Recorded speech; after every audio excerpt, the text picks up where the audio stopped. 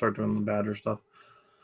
Alrighty, welcome back to another Wisco Fanatics Wednesday. Jake is back. We missed him last night and we missed him last Wednesday, but we got some stuff figured out. So Jake is back today. Today we're starting a little bit early because we have a bunch of Milwaukee Brewer games to discuss, and then we are also starting part one of our Badgers, basically primer. We have shows this week and next week that will involve Badgers football, and then we are a little over a week away from the first Badgers football game. So Today we're going to be going through, which is crazy, by the way, right? We're going to be going through the Jeff Grimes hire for offensive coordinator. We're going to be going through the incoming transfers, so you're familiar with some of the names who are going to be important players on the team. We're going through the incoming freshmen. Mike is going to give us the state of recruiting for 2026 and 2027, and then we are also going to discuss our X factors and our freshmen to watch. So lots of baseball and then a bunch of football to discuss today. So we're going to hit the intro and we're going to get started on the baseball. Welcome to another episode of the Wisco Fanatics Show, where we cover the Packers, Bucks, Brewers, and Badgers basketball and football teams from an optimistic and realistic perspective. Wisco Fanatics is brought to you by Cardboard Legacy, Wisconsin's most complete sports card shop. Buy, sell, grade, and consign all at their location in Oshkosh. So, gotta say, we are just a few days removed from Sunday. Sunday was the Cardboard Legacy show at the Oshkosh Convention Center.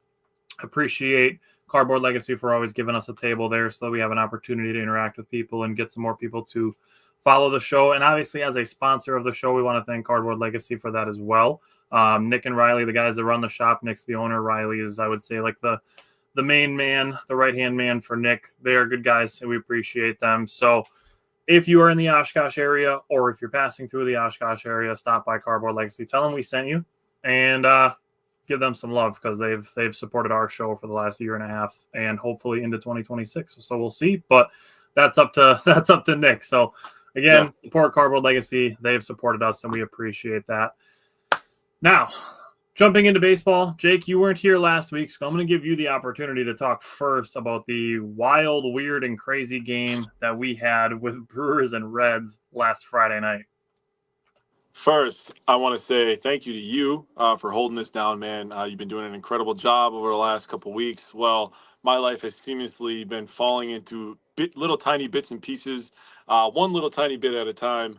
But we're going to figure it out day by day. Happy birthday to you as well. I hope everybody who follows this show made sure to give you the happiest birthday.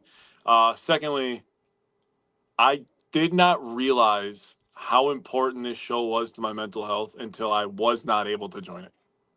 I've had to miss the last 2 episodes, and it's just eating me up inside. I've been, irritable lately, and I'm like, I just want to talk about sports, bro, because that makes me happy, and that's the one constant I've always had in my entire life.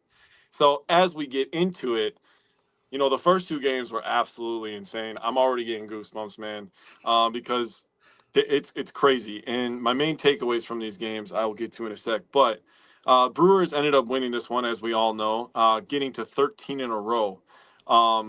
This is the Miz's first start. He was on the mound to start this one, his first start since going on the 15-day IL. And you know what? He looked like, 1, he looked like a rookie, and 2, he looked like a guy coming off the 15-day IL. Yep. So with both those things being said, I'm not going to be really, really upset. I just want to make sure that the velocity was up there. The command will come with more starts, so I'm not upset about that. Honestly, just making sure that he looked comfortable up there. Now, he kind of got dinked and dunked all over. He gave up 5 earned runs and only got 4 outs. If that's the kind of thing that you keep track of, it is what it is. The 3 walks is not a beautiful thing, but the command will come with more starts. So again, I'm not going to look at this start and be like, oh no, the playoffs are right around the corner. I got to be worried about Mizorowski now. No, that's Can not I how jump this in on works. Mizorowski quick before we talk about other pitchers? Yeah, go ahead, buddy. So I think the first batter of the first inning and the first batter of the second inning were his 2 best at-bats. He got strikeouts in both of them, one looking, one swinging. And then his command kind of came a little rough. Like you said, it's his first game back. I just want to throw a disclaimer out there because I know some people were bringing it up, especially on Twitter, X, whatever, that Great American Ballpark has a weird mound, and that it does. And I don't want to use it as an excuse for why Mizorowski didn't pitch well. I would say it's a factor, but I'm not going to say he didn't pitch well because of the mound, which is something I saw some people suggesting. And I don't want that to be the excuse. I just want to understand that it's a factor, that he is a guy coming back from an injury. And what we talked about, and I'm going to use Jackson Churio as a big example of playing in unfamiliar ballparks. Yeah. So a flatter mound is something that Mizorowski hasn't really dealt with. So in addition to being back from an injury, he was also dealing with an unfamiliar mound, a flatter mound that he's used to. So again, I don't want to use it as an excuse because obviously the rest of the Brewers pitching was insane, and we're gonna get to that. But I just don't want people thinking that Mizorowski only pitched poorly because of the mound. So I just wanted to add that in there as a disclaimer. As a rookie, like you said, adjusting to ballparks, adjusting to outfields, in this case, adjusting to a different size pitcher's mound. Honestly, that's a really great point to bring up and something that I didn't even think of. So that's absolutely something that needs to be brought up. DL Hall came into relief of Mizorowski, and he got roughed up a little bit at first, but this is going to be my main takeaway as well, leaning from DL Hall over to Christian Yelich. People underestimate the leadership of Christian Yelich.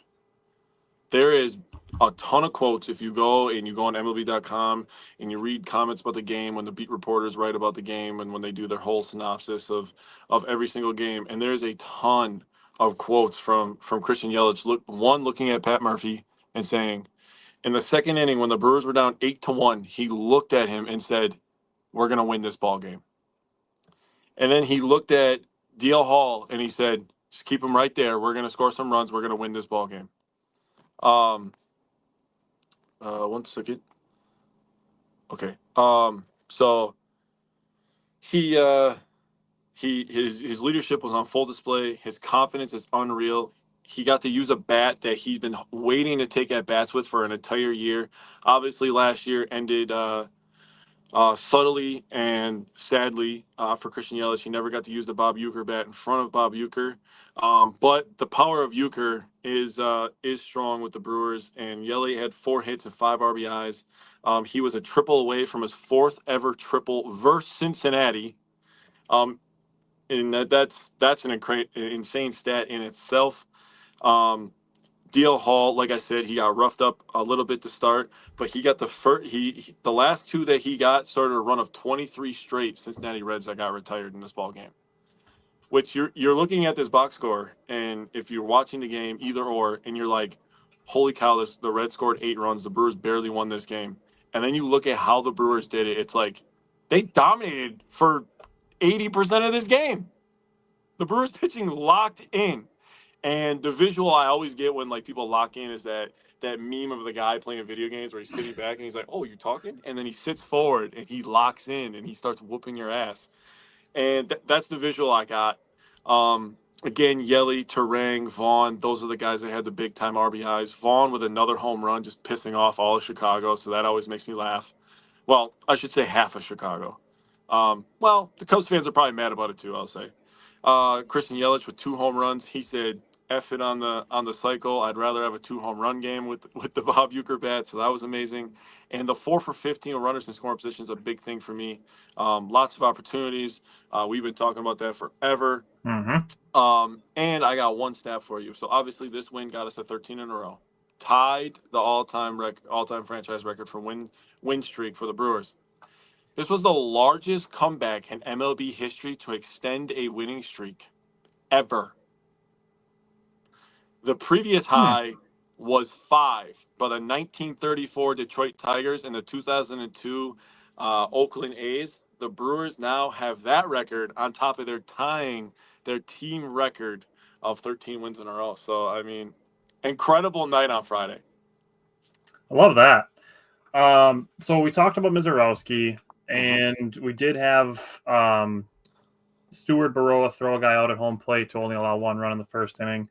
Bottom of the second, there was a 1-2 count to Mizorowski, ended up having a walk-on after a hit by pitch. Then allowed a 5-pitch walk that ended up resulting in 3 straight walks, and he was done at 55 pitches. DL Hall did allow a double, and then a chopper ended up bouncing over Joey Ortiz into the outfield. Like you said, just kind of dink and dunk type stuff. 3 singles and a blooper, another one off a guy's hands that finds grass, another super soft blooper, and we're at a 7 spot. And it's 8-1, and Bryce Durang is getting looked at, and Pat Murphy and Bryce Durang and everybody are all smiling and laughing. Then cut to Christian Yelich talking to Pat Murphy in the dugout, saying that the Brewers are going to win that game. Yeah, that was one of my biggest takeaways. I was like, dude, wow. What the fuck? Is literally what I wrote in my notes. And you brought up Christian Yelich's leadership, and it's like it's being talked about in a bunch of different places. Yeah. Like several different people are saying, hey, Christian Yelich is a leader on this team. He's a quiet guy, but he is a great leader. It's a thing where like there's so much smoke coming on this that there has to be fire somewhere, and it's in the clubhouse. Yep. So I'm not saying that justifies his entire contract alone, but the fact that he's not playing defense and the fact that he's just healthy and productive, maybe not MVP level, obviously, because we've seen what that looks like. But I don't think there's anybody that should be complaining about Christian Yelich's contract when you mix in his productivity and his leadership. And again, it's something that's being talked about all over the place, not just by Pat Murphy or by, Isaac Collins. It's all over the place that we're hearing about Yelich's leadership. Yeah, beat writers everywhere. Yeah. Back-to-back fielders' choices did end the second, and the Reds did not have a single base runner for the rest of the game. Like Jake said, retired 23 straight to end the game. There were a couple close calls. In the bottom of the 5th, Nick Mears had a leadoff tapper, jumped off the mound, got the runner at first base. Another one where Sal Frelick made a diving catch on a blooper. Got to a 3-2 count with Ke'Bryan Hayes and got him to strike out on a 96-mile-an-hour fastball in the upper third. I mean, there was opportunities for the Reds to get on base, and they couldn't. Bottom of the 6th, Aaron Ashby had 2 strikeouts. Bottom of the 7th, Abner Uribe had a strikeout on 3 nasty sliders. I continue to claim that he's got 2 elite pitches. Oh, yeah. Both of his pitches are elite. And he has an elite celebration. Yeah. Which I've seen a bunch of Brewers wearing the El Pistola t-shirts, and it's like, that's tough, but they're not for sale anywhere. Dude. Not anywhere legit anyways. Like, you're going to get a virus on your computer if you go to those websites to get one. It might be worth it, dude. Andrew Vaughn made a nice play on a sharp grounder. Abner Uribe got another strikeout on a slider. Bottom of the 8th, Koenig pitched well. Bottom of the 9th, Trevor McGill throwing both of his pitches for strikes. Andrew Vaughn made a nice play on the 3rd out to retreat on a ground ball by Elly De La Cruz. And, I mean, you can't say enough good things about all of the pitchers who were involved in this game. Dude. I understand what the Brewers were trying to do by having Mizorowski pitch this game. You're trying to get innings from anywhere that you can. And, obviously they didn't get as many innings as they were hoping to from Mizorowski, but any innings they were willing to take.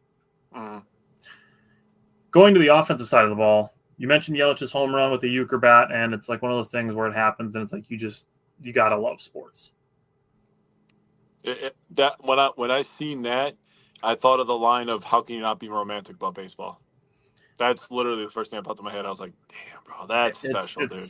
It's one of those things where, like, if you think about it, it makes it start to seem like there's, some mist in the room and some onions being cut nearby if you think about it too much. Yeah, I wasn't cutting the onions, but they were working. What it feels like. Top of the 3rd, the Brewers had a bunch of singles and a fielder's choice. Good hustle by William Contreras to not get double played. Again, Andrew Vaughn hit another home run. I keep saying don't hang breaking balls to Christian Yelich, but don't throw middle fastballs to Andrew Vaughn. I mean, it doesn't even have to be middle. It can be middle upper 3rd. It can be middle lower 3rd. And Vaughn is going to hit a fastball if you throw it in the middle of the plate. Yep. Doesn't matter if it's high or low. Caleb Durbin basically mashed a single that bounced over the left fielder. Bryce Durang doubled him in to cut the 7-run lead down to 2, and the Red starter was done. This is something I'm going to bring up in another game when we get to the doubleheader yesterday. But top of the 4th, Sal Frelick and Joey Ortiz both had back-to-back one-out singles. William Contreras could have been a double play ball, but Gavin Lux was looking where he was going with the ball before getting the ball. That's a big no-no. And just kind of booted it, and everybody ended up safe. Christian Yelich made it hurt with an opposite field single to tie the game, and this is where we are in like the, oh my God, how many ways can the Brewers keep getting away with this territory? Top of the sixth, Christian Yelich with a triple short of the cycle, like you said, decides to instead get 4 bags instead of 3. Yep. Gives the Brewers a 9-8 lead. Both of the home runs that he hit were to left center field. The power is powering lately. It for sure is. Andrew Vaughn did have a single after that, but I need to give some credit where it's due, and the credit is to Ke'Bryan Hayes, a player who is very good. He made a very good play on a Caleb Durbin ball that was kind of a dribbler up the third baseline, and Ke'Bryan Hayes made a really nice play to start a 5-4-3 double play. That's a really, really tough play to make. Yeah, so I want to give credit where it's due. He's nasty in the field, dude. He's got the leather. He is really, really good. And I don't like the Reds for making that trade because that was a good trade. It was a good trade for them.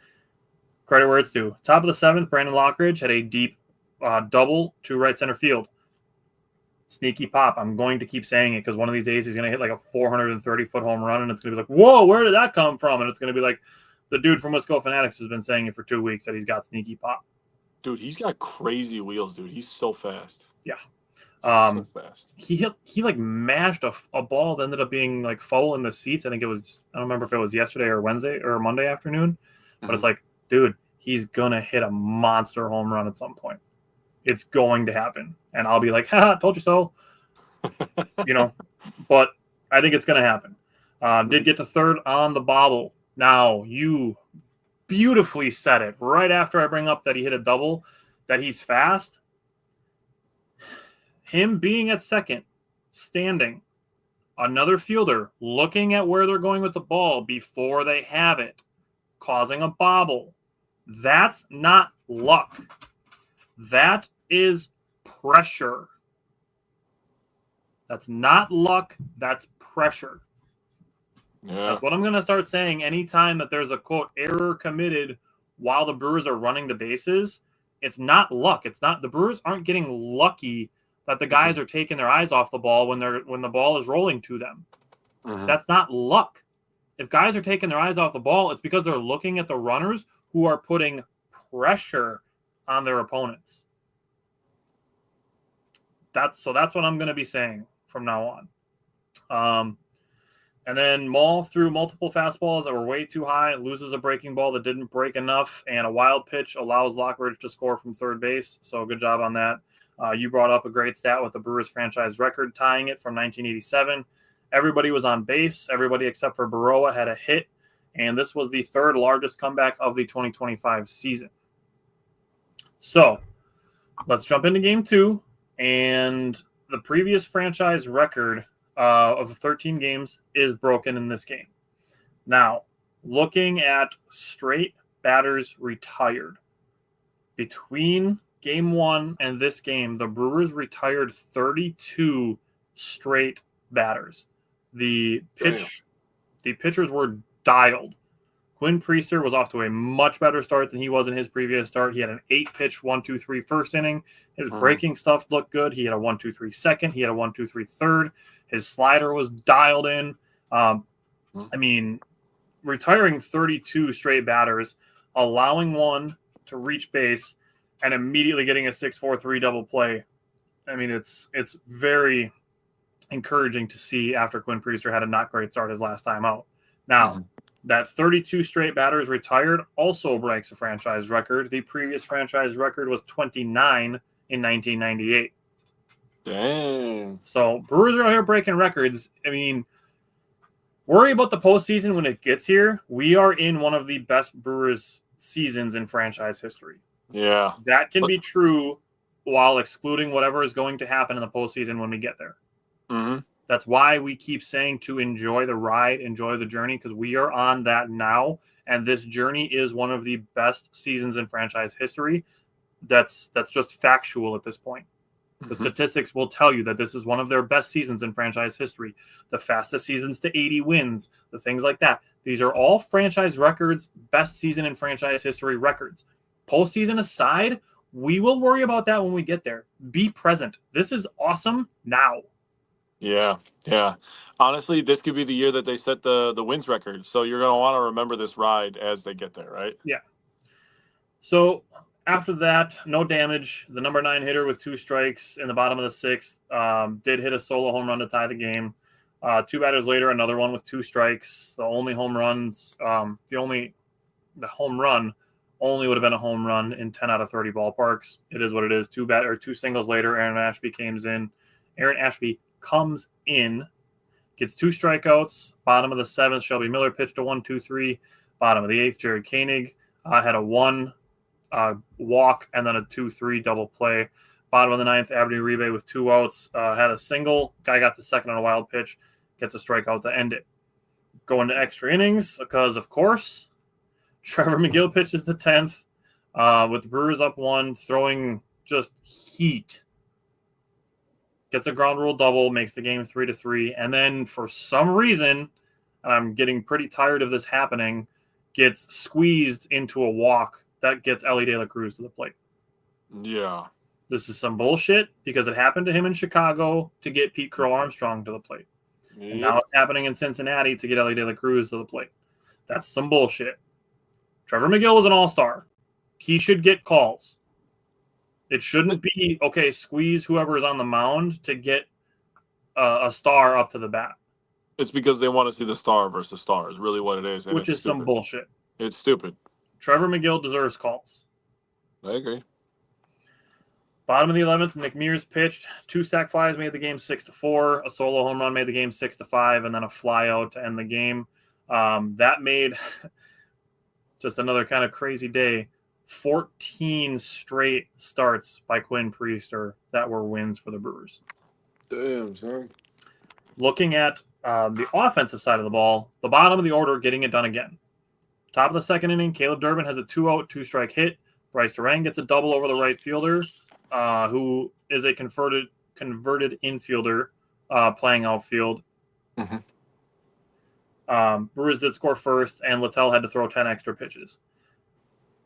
Kind of quiet for the offense after that. The top of the 7th, the Brewers had a good chance. Caleb Durbin had a leadoff double.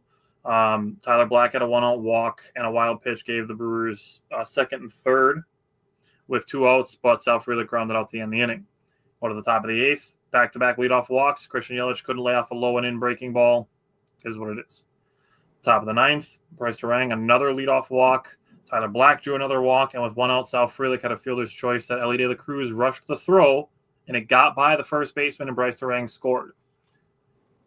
2 things here. 1, still does not make the Brewers lucky that there was an error committed that allowed the Brewers to tie the game. 2, the E in EDLC could easily stand for error because Ellie De La Cruz commits a shit ton of errors at shortstop. Dude, he really does. People want to act like he's a superstar. He's super fun to watch, but he is not among the best shortstops in baseball. He's super talented. He's absolutely super talented. He's athletic as hell. He's not a superstar. He might need to follow the O'Neal Cruz into center field route because he commits a lot of errors. He also strikes out a shit ton, but that's not what we're talking about right now. Mm-hmm. And 3, even if Ellie makes that throw clean, Sal Frelick would have been safe. Yep, he beat the throw. So, it doesn't necessarily mean that Bryce Durang would have scored because they needed the ball to go away from the first baseman for him to score. Yep. But I just wanted to throw all those other things out there. Top of the 10th, William Contreras hits a single. The left fielder bobbled it and then kind of rolled his ankle, which is a little fucked up because the Reds DFA'd him the next day on Sunday morning. They DFA'd Jake Fraley. I will say I did tweet about this, that I noticed that the foot that he planted on and rolled his ankle on was actually the same ankle that he fouled a pitch off of in the bottom of the 9th inning. So this was kind of an unfortunate thing. So hopefully Jake Fraley is good and gets another shot at the MLB because he deserves it. But just kind of one of those unfortunate things. Jake Fraley's not that bad of a player. I don't think so either. There was a lot of people that were surprised that he was DFA'd. He'd be a very good, rotational guy in an outfield if you needed a little bit. Dude, I would not hesitate for the Brewers to give him a minor league deal with an invite to spring training. I was thinking it. I didn't want to say it, but I was thinking it. Totally seems like something the Brewers would do. Yep. 3-2 lead. William Contreras got to second base on that exchange there. Christian Yelich was intentionally walked. Andrew Vaughn grounded into a double play, and Caleb Durbin grounded out. Mm-hmm. Top of the 11th, Bryce Durang bunts, beats it out, and Andrew Monasterio bats for Tyler Black. And the first pitch, jumps on the first pitch, gets a middle changeup. He was looking to go to right center to try to drive in 1 run, and instead drives in 3 with a pinch hit home run on the first pitch. Made the game 6-3 Brewers, and I tweeted about this. I posted it on Facebook. I put it in all caps because it was one of those things where, like, you just want to shout, like, this guy deserves this moment. You can go back to our shows from 2 years ago when Andrew Monasterio very first came up to the big leagues, and you can see us, hear us talking about Andrew Monasterio and how infectious his smile is. He is a guy who comes up and he enjoys being here, and he shows it physically. He is a guy that you want to cheer for because his demeanor fits so well, and he is a guy that you can tell just plays for the love of the game. With that love of the game, we have also talked about it a whole bunch of times this summer. That dude stays locked in so well for a guy who plays so sporadically. There's nothing you can do to teach that. There's so many times where Andrew Monasterio gets put into a game and he notices something that a guy that's played the first 7 innings of the game doesn't notice from the other team. Like, you can't overstate that. That's such an intangible trait that Andrew Monasterio has that makes him a fantastic utility man to have on your roster. He's not a high average guy. Obviously, if he was, he'd be starting somewhere. But the guy is a very high level backup. And on top of that, a great human being from the interactions you can get from him. So of any of the guys that could show up and hit a home run in that moment, I'm so glad it was Andrew Monasterio. Yeah, we both echo the same sentiment. So first of all, you talk about how he always stays ready. I'm going to give a little credit today to Pat Murphy, because Pat Murphy on this day, Saturday night, kept bugging him 2, 3. This was the 4th time that he said, "Are you ready for your moment? Are you ready for your moment?" And Monasterio answered yes every single time. And Murphy had nothing but great things to say, as he always does. Murphy is so perfect at riding the line of motivating his guys, but also, like he motivates them, but he also gives them the credit when it's due, right? And when they're not playing well, he doesn't just go, "Oh man, these guys stink. This guy sucks. This guy sucks." He just looks at it from a different angle, and he's just, I don't know, man. He's the master at it, man. It's unexplainable, really. And on this day, how amazing this home run was. Monasterio over the past 3 years has had 5 home runs. 5 home runs for the Brewers in a Brewers uniform. The Brewers have had 0 pinch hit home runs before his hit. Monasterio has had 0 pinch hit home runs in his career. Monasterio has had 0 first pitch home runs in his career. He has had 0 walk-off home runs in his career. He got all 3 of those. 4 of those, technically, because the Brewers had 0 pinch hit home runs this year. He got all 4 of those in one swing. And I was at a bar out in Fremont. We were celebrating my girlfriend's sister's birthday, and her whole family was there and stuff. And I was already kind of annoyed that I was in the bar, because I don't like the bar scene no more. I don't want to watch games there because, like, people don't know what they're talking about. And I'm sitting there by myself just watching the game. And, then they start making things interesting. They score. And then there's the error by Ella de la Cruz. And then, like you said, Fraley, I thought he freaking tore something in his knee. I was like, Jesus, it looked like I thought he buckled his knee, honestly. Yeah, it looked bad. The ankle makes sense, but, man, I was like, oh, damn, man, did his knee just lock up? Oh, that looked like it hurt, right? And then, the home run by Monasterio, and everybody just erupts. And I was like, this is the cool part about being in a bar is you're with a bunch of people who are cheering for the same thing as you are.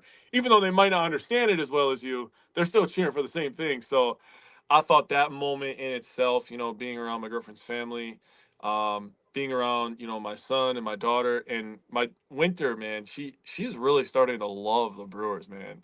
Because I have the Brewers on every game. I have it on the TV upstairs, or I'll be down in my man cave watching the game, and she just looks up to me. She goes, "Daddy." I'm like, "Yep, there they are again, girl. 162 of them. Then we got to load up for the playoffs." And she gets excited for Packer games and Badger games. She's really good at doing the W now. So, Nice. I mean, just the connection that, I feel the connection like when my dad was passing it on to me, I feel it with my kids. So, um, having those moments with my kids and Monasterio providing that, honest to God, I think I'm just going to love Monasterio for the rest of my life because this guy, Absolutely. he's the best, dude. And we were texting after the game like, dude, could not happen to a better person.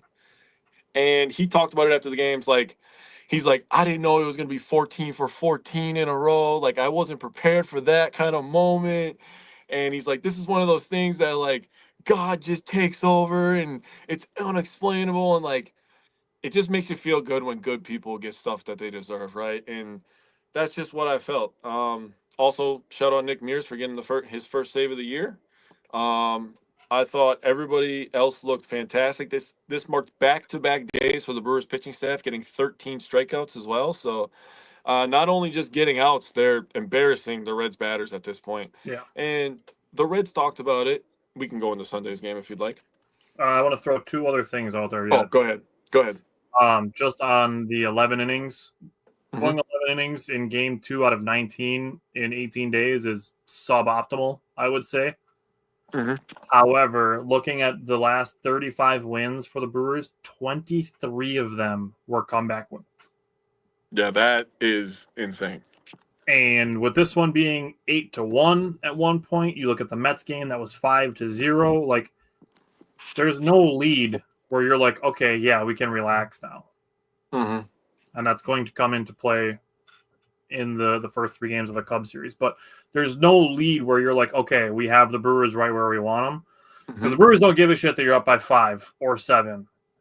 Because they're going to continue knocking on the door, and that's why they keep calling them woodpeckers, because they're just going to peck away at your lead until it's gone. Mm-hmm. And all that winning games like Friday, Saturday, you look at the Mets, the third game of that series, all that winning those games does, it still counts as 1 in the column, but all it does is give the guys the belief like, oh shit, we came back from 3 down, 5 down, 7 down, 2 down in the 9th inning with 2 outs. Like, all of those different situations that they've been in to win those games, all that does is fuel confidence. Yeah. So now we can go into Sunday's game, and you can start giving me your takeaways from that. Yeah. So first of all, Quintana, another super good start by him. I don't understand. I was against it. I don't understand why everybody just wanted to ship this guy off at the trade deadline. I'm like, that makes 0 sense to me. This guy's done nothing but good things for us. He eats innings, if nothing else. He gets you to the 6th. He gives you a chance to win. I feel the same way about Quintana that I did about Cubs. He's on the Cubs now. He was on our team last. Yeah, Colin Ray. He literally has copy and pasted into the Colin Ray playbook of he's going to give you innings. He's going to give you a chance to win the goddamn game. And that's all I can ask for out of the 5th best guy in our rotation. That's completely fair. And he goes 6 1/3 today. This was on Sunday. 5 hits, 1 earned run, 1 walk, and 4 Ks. I mean, are you going to be upset about that if that is his average start? No. Dude, if you had that the entire season, you'd be talking about him starting the first 3 games of a playoff series. You really would. It's insane that everybody just wanted to get rid of this guy and they wanted to give a Cortez another shot. I'm like, other way around, buddy. Yep. But continuing on that pitching, it was really good to see Tobias Myers come in and pitch 2 clean innings, 2 Ks, no hits, no earned runs, no walks. He didn't hurt himself, and that's what he's been doing when he was going into the games. He was hurting himself with the walks. The command wasn't there, and on this day on Sunday, he was very good in my opinion. Yep. Grant Anderson, I'll have some more opinions about him in a sec. I'll just hold on to that. I just want to say something. Now, everybody knows that the Brewers ended up losing this game. It was their fifth loss in the last 34 games. I think I'm going to be okay. Yeah. Um, but something that Tyler started and something that I started to follow when Tyler was saying it, just because the Brewers lost doesn't make what William Contreras did in the top of the ninth not clutch. Because it absolutely was. Contreras home run. After I saw that, I'm standing there because I was standing up. I was cutting up some grapes for my daughter, and she's like, "I want grapes. I want grapes." I'm like, "Okay, hold on. It's getting interesting. It's getting interesting. I'll be one sec." And he hits the home run, and I'm like, "No goddamn way they're gonna do this shit again. No goddamn way they're doing this shit again." I was freaking out, dude. I was like, "These guys are never gonna lose again. It's unbelievable." I mean, obviously we know the outcome. Now, Grant Anderson. Do I think Grant Anderson sucks? No. Do I think that he could be a valuable piece to the bullpen because he could eat up a couple innings? Yes, I do. And he's had points during this season where he's proved to be valuable. You know, just going out there and wearing whatever the hell happens, right? Mm-hmm. And that sometimes you just need that on a pitching staff in the middle of May or June when your bullpen is depleted like we had earlier this year. He goes out there, he gives you 3 innings, and whatever. If he gives up 6 runs, he gives up 6 runs. You're saving the bullpen for another day. That's a conversation that could be had about a different pitcher last night. We'll hold that for a sec. But there was people upset that Grant Anderson was sent down when Mizorowski came back on Friday, and it's like, bro, are you thinking when you talk? I would rather have Mizorowski 1 billion times over Grant Anderson. Yeah. Again, I'm not saying anything bad about Grant Anderson. He's done his job this year. No. But if you give me the option, I'm pretty sure it's clear as day. That's all I gotta say about that. Don't argue with people on Twitter because they don't know what you're talking about. Seeing people suggest that Nick Mears should have been the one sent down instead of Grant Anderson boggles my mind. Unbelievable. Steve said hopefully Mizorowski can bounce back from his start tonight. Absolutely. And, I mean, when we get to Sunday, you bring up Contreras, and I'm glad that you did mention that losses after the fact don't take away from clutch moments. Yeah. That's such a true statement. That's such a true thing. It's why I've said it a bunch of times, and I'm glad Jake is on the train with me. Yeah. That in that moment, that was an insane home run for William Contreras to hit. The Brewers were getting blanked by the Reds. Andrew Abbott started. That dude's a stud. He's really good. He is very, very good. Mm-hmm. His changeup was amazing. The Brewers couldn't get to him. No. But then you get to the top of the ninth inning, and Anthony Siegler hits for Andrew Monasterio, draws a walk, and William Contreras hits a 1-0 bomb. And I'm at a card show. Like, I got this pulled up on a TV at a card show, and there's like 6 people standing around. It's like, oh, it's the ninth inning. The Brewers are down to their last couple outs. And then William Contreras hits a home run, and everybody's losing their shit. It was insane. Everybody's going crazy because William Contreras just hit another home run. The Timber Rattlers posted a really funny video. When that happened, a guy from the opposing team was walking off, and everybody's cheering and clapping and stuff. And he's like, yeah, and, you know, jokingly waving at everybody that thinking that they're cheering for him. Obviously, he knew that they weren't cheering for him, but it was funny to see him playing along with it. But everybody went nuts when that hit happened. Losing the game doesn't take that away. Just like I want to say, regardless of what happens in the playoffs, that doesn't not make this season fun. Right. So have fun. Enjoy this while we're having it. Other than that, I mean, you covered pretty much everything. The question that I wanted to get at is the Tobias Myers Grant Anderson decision by Pat Murphy. So we have this pitcher's duel going, and you wonder what the breaking point is going to be for either team. Obviously, it ended up being a 3-2 game, so it ended up being a very low-scoring game. Mm-hmm. And I personally wish Murphy would have left Tobias Myers in, and I'm not saying it for a hindsight moment. I'm saying it from a point of if this game ended up going extras like the game before it did, that I would have liked having Myers still in the game to potentially give you 2, 3, 4 innings. Well, I mean, why I wanted Myers to stay in. Not to mention that they're both right-handed pitchers, so like Right. But I also don't want people being like, oh my God, that was a horrible decision. Why would Pat Murphy even do that? And basically wanted Grant Anderson to come in and get a ground ball. Yeah. To get a double play with guys on the corners and nobody out. Or with one out. Sorry, one out. And I'm going to say this. You just brought up Grant Anderson being called up in the first place. If DL Hall doesn't have to go to the injured list with an oblique strain, Grant Anderson's not even here to be put in that situation. Yeah, so true. It's kind of just one of those baseball things where a guy who a day ago wasn't even here ends up being put into a game and the Brewers end up losing. It's not, it's not some managing malpractice by Pat Murphy, who is very strongly on his way to back-to-back Manager of the Year awards, just because this one decision backfired. Mm. You look at Tobias Myers and Grant Anderson's ground ball percentage. Tobias Myers is 38. Grant Anderson's is 45. You look at arm angle. Grant Anderson's arm angle, I think, is more conducive to getting ground balls because he pitches to a lower spot. So, again, it's a 7% difference, which isn't a ton, but it's some. That is fair. So it's might not have been the best decision made by a manager this year, but it's by far not the worst decision that we've ever seen made on a baseball field. I mean, have you seen the Yankees this year, bro? Dude, look at the team. The Brewers are playing right now in the Cubs. Yeah. Some of the stuff that they've done. Yeah, you're not wrong. Granted, a lot of it translates to the front office too, but that's by far, not some, insanely well-run organization. Yeah, you're not wrong. So, I don't want to say that it's some sort of malpractice that Murphy put in Grant Anderson for Tobias Myers in that situation. Also, Bryce Turang errors are quite rare, and he had most of the day off.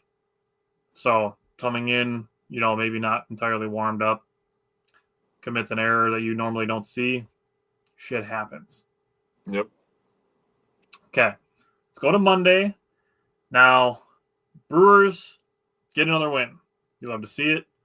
And they didn't end up playing the doubleheader. The Cubs had to dodge it a second time. So take 3, they finally get it, and they win both, of course. Monday's game, what did you take away from that one? The 7-0 win. Yeah, so Freddie Peralta's on the mound. We got our best pitcher on the mound. We're going into Monday morning thinking, all right, let's just take these 2 games. And this was my mindset. I shouldn't say we were. This is my mindset. I literally told this to all my coworkers that were asking me about the game.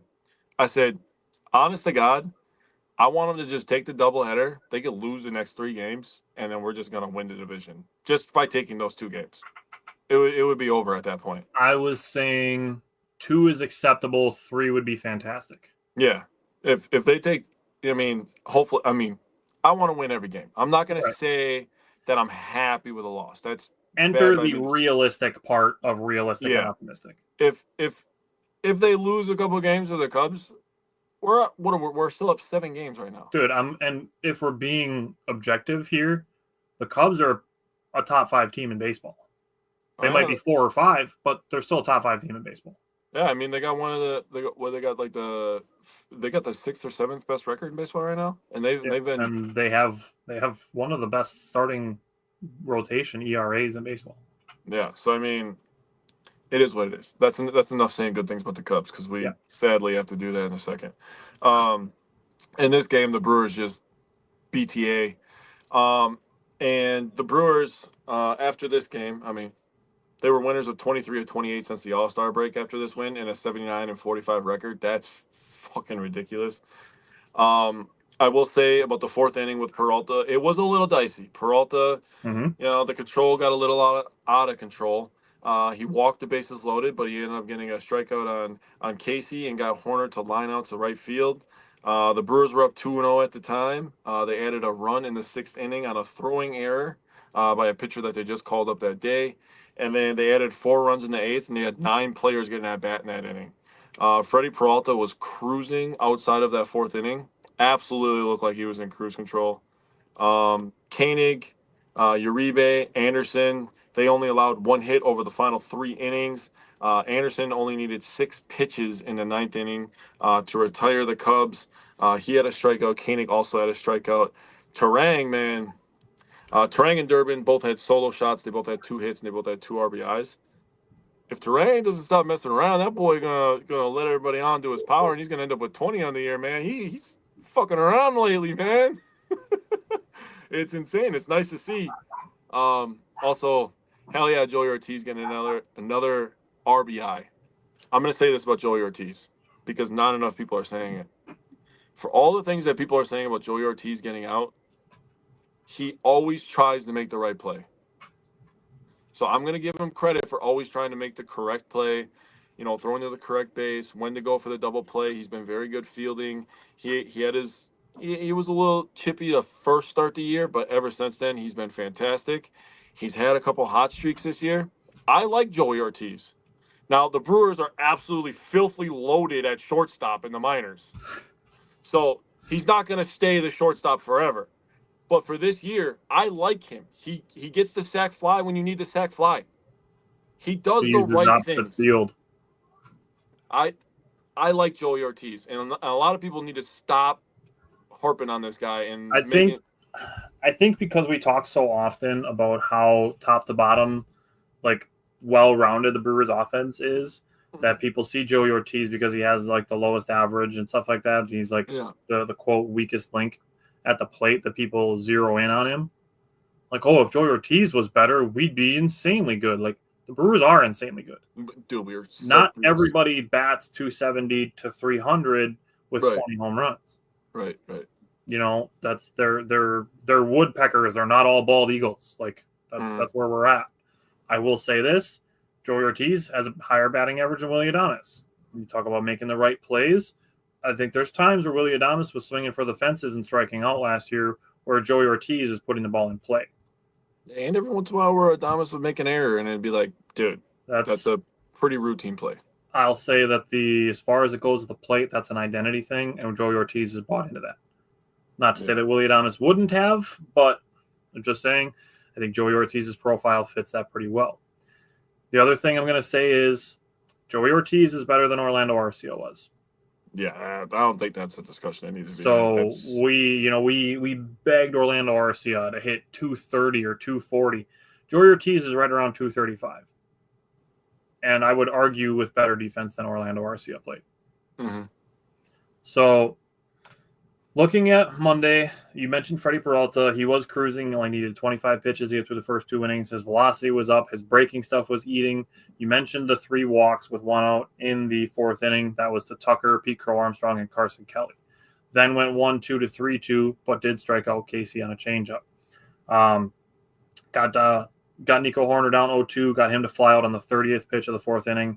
After that, you go to the 5th inning. Beautiful. Gets a strikeout looking, a ground out, and a strikeout looking. Bottom of the 6th goes 1-2-3 of Seiya Suzuki, Kyle Tucker, and Pete Crow Armstrong. And that is how you put it in the holster for Freddie Peralta. Fantastic. Pitched a gem on Monday to keep the Cubs off the board. You mentioned Abner, Koenig, and Grant Anderson. Looking at the offensive side of the ball, the Brewers did get 2 singles, had first and second with 2 out. Jansen left a frozen rope to the wall that ended up being caught by the left fielder. Bummer did not get any runs, but continued doing that, hitting the ball hard. The 3 exit velocities of those balls, 105.2, 103.9, and 97.4. So keep hitting the ball hard. Good things are happening. Spoiler alert, I'm going to say that again in a minute. Yeah.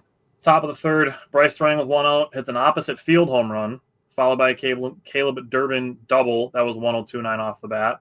Also, Bryce Strang's home run, 102.9 off the bat. Keep hitting the ball hard. Brewers did load the bases after that with 2 outs, with Christian Yelich drawing a walk, and Andrew Vaughn got hit by a pitch. The Cubs pitcher was dealing with what they were saying was a blister on his middle finger on his throwing hand.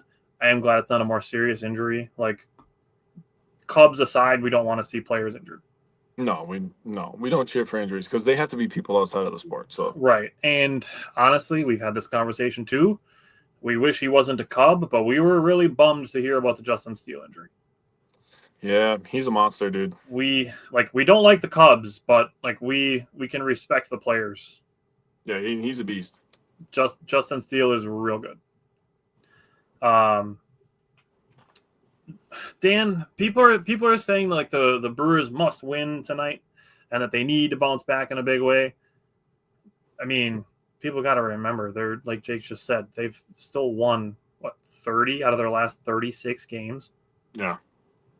That's a stupid number. Imagine we've gotten to the point where people got a little bit spoiled by the winning, and now 2 losses in a row, and it's like, whoa, are we ready to panic yet? Calm down. With the top of the 5th inning on Monday, after Freddie Peralta strands the bases loaded, Cubs fans were chirping Caleb Durbin, who launches a 419-foot home run, 104.5 off the bat, longest home run of his career. Made the game 2-0. Top of the 6th, Al Frelick and Danny Jansen drew 2 out walks. Joey Ortiz hits a tapper. The pitcher throws it past the first baseman. Sal Frelick scores 3 straight singles in the top of the 8th. 3 straight 1-out walks in the top of the 8th. Joey Ortiz gets an opposite field infield single on a 3-2 pitch. Bryce Durang gets an infield single, makes the game 5-0. Caleb Durbin gets a fielder's choice after being down 0-2. So good approach. Gets a run in, and then a wild pitch scores a 7th run, and the Brewers win 7-0. Now, the big thing with this, my big takeaway from this game was that the Cubs, as a team, had 2 hits, 3 walks. All 3 of those walks came all in a row in the 4th inning. The Brewers had 9 hits and 7 walks. Looking at the number of pitches that each team had to throw, the Brewers threw 128 pitches to the Cubs. The Cubs threw 180 pitches to the Brewers. Damn. So the Brewers made the Cubs work. So even though we're going to go into now yesterday's doubleheader, the Game 2 game, I think that there's still an opportunity for the Brewers to win today and tomorrow yet by exhausting the Cubs bullpen. Even if they don't win today and they get to tomorrow and the Cubs are like, God damn, like everybody's so overworked because we've had to play the Brewers who just grind and it feels like go 6 to 8 pitches every at bat. And then the next guy jumps on the first pitch and makes an RBI out of it. And now here we are in Game 5 in 4 days, and we're like, who else do we put out there? That's what the Brewers are doing. That's what the Brewers do. That's why we bring it up when we see lots of bullpen usage early in the series. Yep. So we can go to Game 1 from yesterday, and let you give your thoughts, and then I'll give mine. Yeah, Dan just wants to shut up the Cubs fans again. Hey, I'm all for shutting up Cubs fans too, man. Let them talk from the second place podium. Honestly, I'll say this. About that comment. The Bears have been absolute shit for a long time.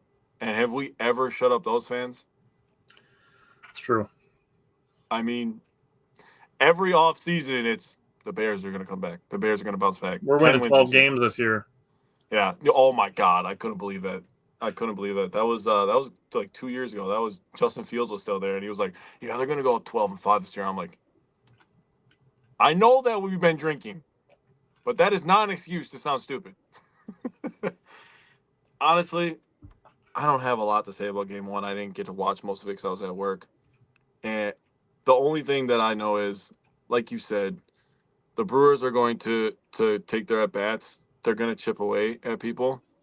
And the Cubs just jumped on the Brewers early, and they didn't let up like the Reds did. Yeah. The Reds are in a much different position than the Cubs. The Cubs have a lot of veteran players. They're kind of, they have some young players too. They're a mix. Making a trade for Kyle Tucker and giving up the players that they did kind of puts them in win now mode, in my opinion. Yeah. So, especially since Kyle Tucker looks right now like he's going to turn into a rental, especially since he's just like, yeah, I'm going to get paid, so I'm not pulling my hamstring running out a ground ball. Yeah, Chicago fans are loving that lately. The Cubs didn't let up, and they did a nice job keeping the Brewers under wraps, especially, the Game 2. They did a nice job, better than Game 1. But, the Brewers were just trying to chip away, and they came up short. That's it. So Kim said it well as far as the more broad summer goes for the Brewers. She said with the Brewers, they've been having an awesome season so far. No need to panic with losing the last couple games. Still plenty of baseball to play yet. Absolutely. Brewers could lose the next 2, still be up 5, and they play San Francisco and Arizona coming up. So there's opportunity there. That's 4 wins right there. Before now and next Wednesday, certainly could be. Yeah. Looking at the first game yesterday, Chad Patrick gave up a one-out double. The Brewers did get him at the plate with 2 outs, a high chopper to Andrew Vaughn. He had to throw it quick. Chad Patrick couldn't snag it. Better throw probably gets the runner at first base, hence the error, and not an infield single. That did lead to a 2-out RBI single for the Cubs. Bottom of the second inning, the Cubs' number 9 hitter got an infield single, and on the first pitch, Contreras got him. Good tag by Joey Ortiz. Also, next pitch was a ground out. Just a great rebound by Chad Patrick in the second inning. The Cubs did eventually go up 5-0 thanks to a 3-run home run by Willie Castro, the guy that I wanted the Brewers to get. So, unfortunately, 2 years in a row, the Cubs traded for my number 1 infield target. Last year it was Isak Paredes. This year it's Willie Castro. You guys are dicks for doing that. But shout out to you guys, I guess, for recognizing game where game is and taking my guys that I wanted for the Brewers. That's fair. Now, you were saying, unlike the Reds, the Cubs didn't let up. I didn't think the Brewers let up either. No, they did. Unlike the Cubs on Monday, who were down 7-0 and stopped hustling. Brewers got down 5-0 and were like, you know what? Even if we lose this game, you're going to sweat about it. Mm-hmm. You look at the home run that Casey hit to make the game 6-4. That was a home run in 1 out of 30 ballparks. Guess which one it's a home run in? Wow. So, Brewers did score in each of the 4th, 5th, and 6th, threatened to tie and take the lead multiple times. At the top of the 6th, Caleb Durbin struck out with guys on 2nd and 3rd and 2 outs. Top of the 7th and top of the 9th, both of those ended in inning double plays. The 2 balls that were hit for inning-ending double plays, 103.5 and 100.8 off the bat. So just keep hitting the ball hard. Mm-hmm. Then we can go into last night's game, and you can give me your thoughts from that one. Honestly, I don't have a ton from last night's game, but let me know your thoughts from that one. Yeah. I'm not going to take your quote. I'm going to let you say it, what you told me before the show. So, I mean, and I 100% agree with what you said. The biggest thing is the Brewers, during this winning streak, during this hot streak, during the second half, the thing that they obviously there's a lot of things that they've taken on from manager Pat Murphy. They've taken on toughness and grit. They've taken on playing hard every single day, right? And the other thing that they do is they don't make mistakes and hurt themselves, and they take advantage of your mistakes. So if you make a mistake, just know that the Brewers are going to pick it up and they're going to stab you in the goddamn face with it. So don't make a mistake. And I wrote that down. I didn't know if I was going to say it like that, but that's literally what I wrote on my paper. So the Cubs did a really nice job playing mistake-free baseball. And we've seen that plenty of times from the Brewers when Counsell was over here. They played mistake-free baseball. And that's the thing that he's trying to get over to the Cubs. And they played mistake-free baseball last night. The Brewers didn't have anything to take advantage of. And they only had 5 at-bats for runners in scoring position, so 0 for 5. And, you know, that's just the way it goes. Honestly, just put a fucking roof on, dude. I was so goddamn annoyed on Monday night. I was like, dude, I'm so sick and tired of getting rained out in Chicago, bro. It's so annoying. You said it before the show started. We're talking about the roof situation. You're like, the Cubs posting, oh, you know, we had to double it. And it's like, yeah, take 3 on the doubleheader. You had to cancel the second of a doubleheader twice, or opportunity for a doubleheader twice to finally get the games played, and then you win them both. Kim said you just got to keep looking at it positively. Plenty of good things happening with the Brewers. Too many people look at the negative first. And that's just you got to train your brain. Yep. You got to be better than your biology, which tells you to look at the negative first, because it's a fight or flight, you know, hunter-gatherer mentality of you need to find the threats. Yeah. That's not what we're doing when we're watching sports. No. Brandon Woodruff did successfully navigate 2 no-out runners, ended the first inning with strikeouts of PCA and Carson Kelly. Bottom of the second, had a walk, a stolen base, a single, which I think should have been a strikeout. Ends up tying the game. 2-out double gives the Cubs the lead, and it's just kind of one of those, sure, of course. Woodruff did allow another run in the 5th when Aaron Ashby came in with 1 on and 1 out. Ashby did get unlucky with the ball bouncing off of the wall, ending up as a triple. Allowed a run in the 6th. I mean, It's one of those situations where, again, the Brewers had a couple threats, all with 2 outs on the top of the first. William Contreras got down 1-2, came back, made it 3-2, hit a single. Christian Yelich drew a 5-pitch walk. Andrew Vaughn was down 1-2 on a 2-2 pitch, hits a single to give the Brewers a 1-0 lead. Isaac Collins did strike out, but Taillon had to throw 24 pitches with 2 outs. The Brewers in the second inning made Taillon work again. Sal ripped a liner, beats Taillon to first. He didn't cover in time. That's another one of those things where it's pressure. Sal Frelick beat Taillon to first base because Taillon is gassed and didn't get over to first base in time. That's a pressure thing. Top of the seventh, Brewers did have a big threat. They had first and third with 1 out. Joey Ortiz singled, hurt his knee, stayed in the game. Sal Frelick hit a fly ball to right. Bryce Duran got tagged out at home by, of course, Willie Castro. Now, we did get good news. This happened just very recently. Joey Ortiz is playing tonight. They said the diagnosis was the foul ball that he hit off of his knee just struck a nerve and that made his leg go numb. No damage. He's in the game tonight, so good on Joey Ortiz for being a dog and working through it. I heard he was also having like stomach pain, so that's good. Yeah, and apparently so did Brandon Woodruff. So apparently the Cubs needed to dodge 2 doubleheaders and poison the Brewers to get 2 wins. Okay, well, hey, that happens. Obviously, I don't think that's actually the case, but yeah. Multiple guys having stomach problems, coincidence? Maybe. Raises the eyebrows, to say the least. So the Brewers have 2 more games at the Cubs. They play tonight, tomorrow afternoon. Then they come home. They have 3 against San Francisco, and then they will have the first 2 of the series against the Arizona Diamondbacks. So that's what we got coming up next for the Brewers. So anything else you want to say on the Brewers before we switch to the Badgers? If you're freaking out because of a couple losses, check yourself. They're going to be just fine. They're probably going to win the next freaking 5 games, and then you're just going to be like, wow, that was silly when I was worried that the Brewers were going to go on a because I lost 2 in a row. Yeah. Okay. All right, we're going to bring in Mike, and we're going to switch to the Badgers. So, Mike, welcome back. It is officially Badgers football season. Yeah. Jump. Let's go, boys. So we'll get that going soon enough. Yeah, I mean, we got a week and a day before there's Badger football. Dude, that is insane, dude. Yes. After next week's show, we're going to be like, damn, bro, 1 more sleep, and then it's football season. That's crazy to think about. We get a little strip tease this weekend, too. A couple week 0 games, the Ireland game. There's a couple good games this weekend, too. There's isn't there a ranked match this week? Yeah, Kansas State, Iowa State's probably the most notable. And then, what was it? Fresno State versus Kansas. Obviously, Kansas with Coach Leipold. I like to follow them quite a bit yet. So, and then Stanford at Hawaii, I think, was another one, too. But, no, we get a little strip tease this weekend, and then we're off to the races, man. I'm glad to be back. It's I've been waiting a while. I've been bugging you guys in our chat for quite a long time. So not bugging. Kick it off. Just stay familiar. Kick it off. Let's start with the Jeff Grimes hire. Mike, what are you thinking about the new offensive coordinator, Jeff Grimes?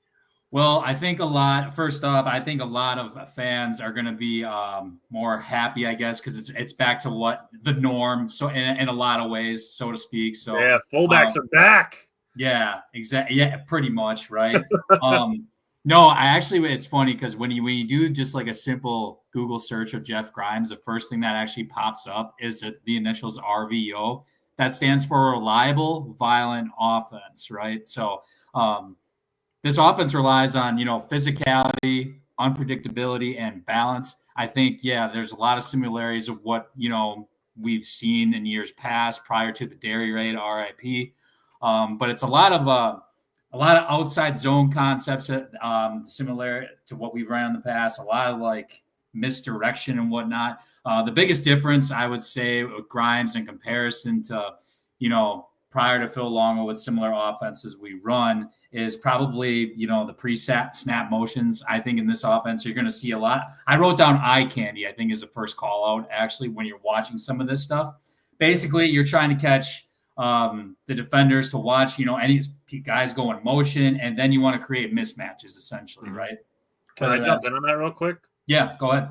On the pre-snap motion, I just want people to kind of have the thought of just because we're going from air raid back to old Wisconsin, as it were, like the run first, the RBU, the O-line U, type mentality, that it doesn't mean that we're going back to the way that basically Paul Chryst used to run the offense, which was like, we're going to play like it's the early 2000s. It's kind of in between. So you bring up that the pre-snap motion aspect of it.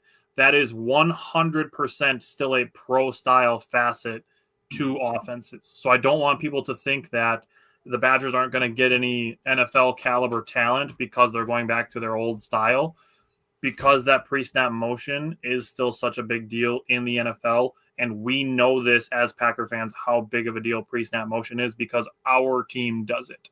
Mm-hmm. I mean, just stop doing it with Jaden Reed, but otherwise, I love the pre-snap motion.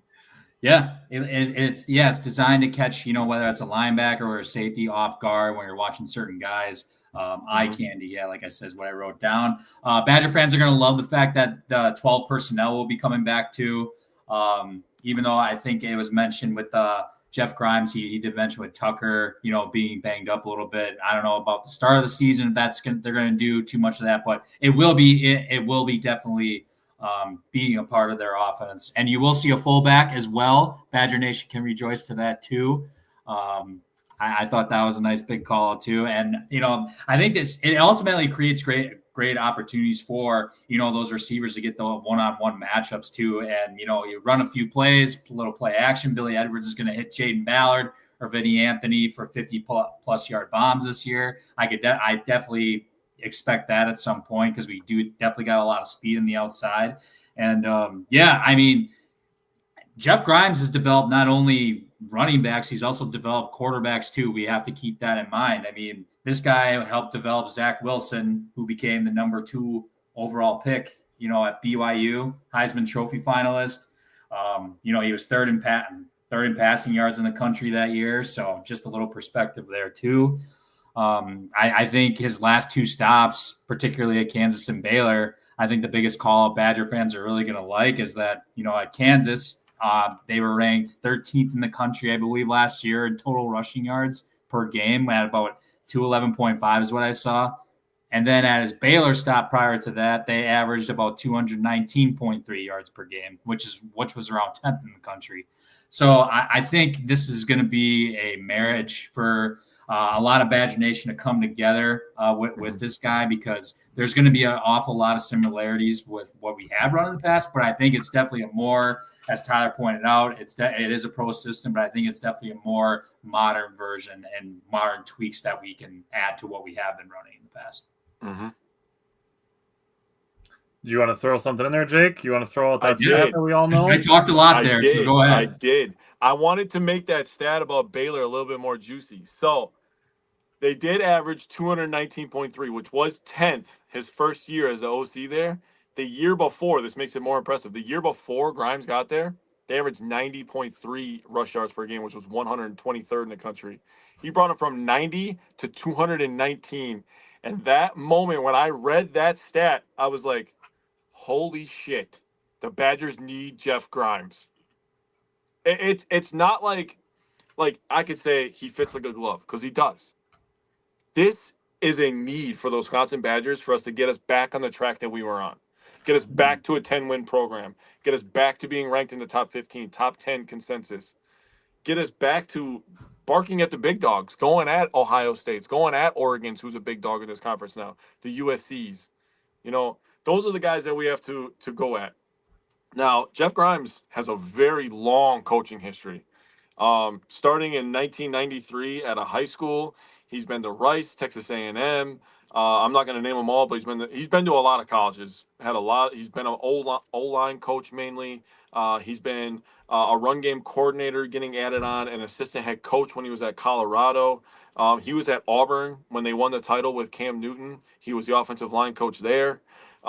He was the run game and offensive line coach at LSU between 2014 and 2017. I don't know if you guys remember a guy by Leonard Fournette, but he was pretty good at scheming him to run the ball pretty well. Mikey talked about how Zach Wilson was a Heisman finalist under Jeff Grimes, and Kansas was they did average over 200 yards. The stat I found was they were 12th and they averaged 212. So 11th, 12th, a yard difference, whatever. They averaged over 200 fucking rushing yards. They also averaged 5.5 yards per carry, which was really goddamn good. They were 7th in average yards per completion at 14.2. So not only are they running the ball, they're taking big plays. 14.2 yard average on completions is insane. They averaged 29.7 yards per game, 420.1 yards per game, and they were 3rd in the country on third down percentage. That's a massive one for me. So you're running the ball, you're setting yourself up to be successful on third downs, you're taking big plays. Yeah, this sounds like the Wisconsin Badgers that we all know and love, right? I love all of this stuff. This was a home run hire. I don't know if anybody got to watch the initial interview with Mark Tauscher and Jeff Grimes. I almost said Brett Grimes. I don't know why. Jeff Grimes. He has a background with an offensive line, right? So that's going to be a good thing. A lot of this offense is going to be dependent on that offensive line staying healthy because the depth there is not great. I don't know if anybody's had an opportunity to kind of look at some things with this Badgers offense, but the depth of the offensive line. I was actually texting Mikey earlier this week or last week, and I was bothering him talking about Badgers, and I was like, "Damn, bro, the depth up front is not great." But where we do have depth, running back. So these guys are all going to stay fresh. We have some good depth at wide receiver. We now have depth at quarterback where they brought in 2 guys that can both of them can play. And I've heard nothing but good things about Danny O'Neal as the backup, nothing but good things about Billy Edwards Jr. as the starter. Both of them are doing very well. We have enough depth at tight end. I know we're a little bit banged up, but we have enough depth at tight end. We brought in some talented guys as well. So this offense is going to be dependent on the health up front. If they stay healthy up front, this offense is going to move the ball, which is going to help the defense, and the Badgers are going to be much better than people expect it to be. So that's all I'll say. I'm going to leave some meat on the bone for Tyler to give you some stuff here. So I have some quotes. I don't know if either of you wanted, while you were talking about rushing yards, that the Wisconsin Badgers under Luke Fickell and 150 rushing yards, that they are 12-0 when they're over. What is it, 1-13 when they're under? Yeah. That 150 rushing yard mark. So bringing in a guy that averages over 200 seems like a pretty good call. That makes sense to me. Yeah. Now, you guys talked about a lot of the things with his past. What I looked at was what a lot of people at Wisconsin are saying about him now. So I personally am very intrigued to see the mix of the run game on the edges between the tackles and with a guy like Vinny Anthony on stuff like end arounds. Very interested to see what they do there. Vinny Anthony himself said that they can expect not to know where the ball is going. There's so many different ways that the ball moves, you'll be surprised. I like that. Billy Edwards talked about Wisconsin's identity being, quote, the toughest, most physical, nastiest, and most disciplined team, really just wearing teams out. And the offensive line coach, AJ Blazik, said that the biggest thing in an offense like this, the stream, the finish, the competitive drive, the physicality, I think that's where you see the difference as an offensive lineman. I get it. Pass pro is great, but you like running the football. We're going to throw the ball plenty, but there's going to be more play action. It's going to be built around the run game. And that is just fucking music to my ears because I am such a slut for play action. I love it so much. It makes the defense have to move around so much that it puts pressure on them. Hey. So starting with the running game, then working that into your play action game, then gives you the opportunity to do things downfield, which that's the ideal way that I would want to see an offense run. Yes. So Mike himself asked the question, who the most important player is going to be for the Badgers. Maybe not necessarily the best player, but the most important player. And I'm going to start with an incoming transfer, and I'm going to say it's Billy Edwards. Because unfortunately for Phil Longo, the Badgers did not have their starting quarterback healthy in his 2 years here. Yeah. I need to see a healthy quarterback. So before I jump into the rest of the transfers, I don't know if you guys want to throw out who you think the most important player is going to be for the team this season, but it would be Billy Edwards for me. I am good. Oh, wait, go ahead, Jake. I want you to go because I can spin it a couple ways depending on what you said. It's Jake Renfro, dude. The center. It's Jake Renfro. He has not been particularly healthy or lucky since coming over from Cincinnati, I believe. So if he stays healthy, that makes all the difference in the world. We've seen it with the Packers. We've seen it with the Badgers. Clean snaps, for one, is something that has been really big for this team over the last couple of years. And being able to just get up to the second level and get to those linebackers on those power runs is a massive thing. So a good center can absolutely, change an offense. So I think mine is Jake Renfro. I had him written down, but I also had another lineman written down, and that's Mr. Joe Brunner. Yeah. The reason why I do say that is because at least it's projected right now he's going to be playing left guard. But we're going to be talking about transfers in a little bit. But one of the transfers we did bring in Davis Hines in. He's projected to be the starting left tackle. But I do know for a fact in fall camp they were definitely doing some rotations with like pushing Joe Brunner out to left tackle, bringing somebody in. Like Kerry Kadenko, for example, a left guard, and then Renfro at center, and then Emerson Mandel right guard or whatever. But just having that flexibility, I think potentially for Joe Brunner to play multiple spots. I think this is going to be his third year starting in the program. I think he might even end up being one of the captains. He's definitely one of the most vocal out there for sure, especially on the offensive side of the ball.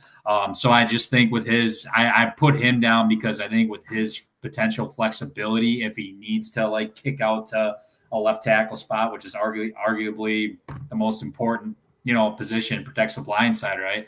So I think with the potential of him, hopefully he doesn't have to move out there, but if he does, he has the ability to do it. So having the ability to play multiple positions potentially for the team this fall, if it's needed, and having multiple, years of starting experience under his belt, I just felt like I was inclined to mention his name for sure. Yeah. All right, so I'm going to run through the whole list of transfers that the Badgers brought in. They brought in Billy Edwards, like I said, from Maryland. He's going to be the starting quarterback. Danny O'Neal is going to be the backup quarterback, in my opinion, from San Diego State University. Yep. I think has the guy that's going to cover the passing game on the offense. Mike's going to do the running game. Jake's going to do the offensive line. I think the Badgers saw that they had the starting quarterback injured the last 2 years, and they're like, okay, we're going to go get two starting quarterbacks. Yeah. Mm-hmm. That's basically where that went. Then they also added Hunter Simmons, a grad transfer from Southern Illinois. He's the guy that's competing with Danny O'Neal, but probably going to be the third stringer, in my opinion. Then you go to wide receiver. They added Declan Crowdis from Hawaii, Mark Hamper from Idaho, and the big transfer was Jaden Ballard getting a wide receiver from Ohio State, a previous 4-star wide receiver, depending on where you look. Yeah, Jaden Ballard is going to be a huge addition for the Badgers. Yeah. Big question. Go ahead. Sorry. No, I was just going to say he's definitely a big question mark, right? Coming obviously from Ohio State, he's been there for 4 years, right? He's probably seen it all, definitely within the locker room, on the practice field and whatnot. He's gotten some repetitions there. Hopefully, he comes in here he's projected to be a starter, so hopefully he can, put it all together, because I think he's one of the biggest question marks, yet wild cards for this team. If we can get him going, that's going to definitely open it up quite a bit. Yeah. They added Lance Mason and Tanner Koizal from Missouri State and Louisville, tight ends. The two offensive linemen they added, Mike just mentioned one of them being Davis Heinzen from Central Michigan, and they added Eli Stein, a long snapper from Arkansas. I think with only adding basically one true offensive lineman, that it means that the Badgers think pretty highly of the guys that they have in the room already. Yeah. Going to the defensive side of the ball, I think this also speaks to what they thought of the defensive guys that they had in the room. They added JVR Suggs, Michael Garner, Charles Perkins, and Parker Peterson, all to the defensive line from LSU, Grambling State, UT Martin, and Tulane, respectively. They added 3 guys to the edge room, Mason Rieger from Louisville, Corey Walker from Western Michigan, and Tyrese Fearbry from Kentucky, who I'm very excited about. They also added Antaron Turner, a linebacker from Western California, Jameer Latimer Jr., the senior. I've seen him talk a whole bunch on Twitter, so that's why I was thinking senior. From Jacksonville State. His brother also committed this summer, so Mike's probably going to mention his name in a minute here when we get to recruits. But also Deone Hill, another cornerback from Miami. Then safeties, they added in-state transfer Matthew Young and Matthew Trainer from Richmond at the safety position. So those are the incoming transfers, the names to keep an eye on. Incoming freshmen, so we can jump into the 2025 recruiting class. Hardy Watts, a 3-star O-lineman. Logan Powell, a 4-star O-lineman. Carter Smith, 3-star quarterback. Nolan Davenport, 3-star O-line. Michael Roski, 3-star O-line. Eugene Hilton Jr., 3-star wide receiver. That's T.Y. Hilton's son, which is super cool. Fucking Eugene, baby. Yep. Emmett Bork, an in-state tight end. Naizi Davis, a 3-star tight end. On the defensive side of the ball, Mason Posa, 4-star linebacker. He could see playing time this season already, I think. Yeah, he's a beast, bro. Yeah. Nicholas Clayton, a 4-star edge rusher. Jalen Williams, a 4-star edge rusher. Grant Dean, an in-state 3-star safety. Cooper Catalano, a 3-star linebacker. Torrin Petaway, a 3-star in-state D lineman. Cam Clark, a 3-star D lineman. Jameer Scott, 3-star corner. Jamari Washington, a 3-star linebacker. Remington Moss, a 3-star safety. Luke Emmerich, a 3-star safety. Samuel Letiju, a 3-star edge rusher. Cairo Skeens, contender for a very good name in college football. Cairo Skeens is a badass name. A 3-star quarterback. And then Xavier Okpanu, a 3-star edge rusher. Out of all those guys, now that I'm done talking, all of those guys, is there anybody that you guys want to key on before we get to our specific freshmen to watch? Because that is a segment we have coming. I'll let you go first. No, I got you. Go ahead. No. I went first last time. You go first this time. Oh man, okay. Well, I'm gonna stay in the state, man. I got to go with my guy Cooper Catalano. He got to spring early in January for the Badgers.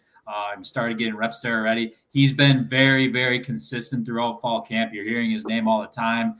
For any Badger fans that are watching now, if you're familiar with the whole high school football scene, he broke the record last year, his senior year at Germantown High School, for being the all-time leading tackler in high school history. So, but no, since he showed up in January, he's benefited from showing up in the spring.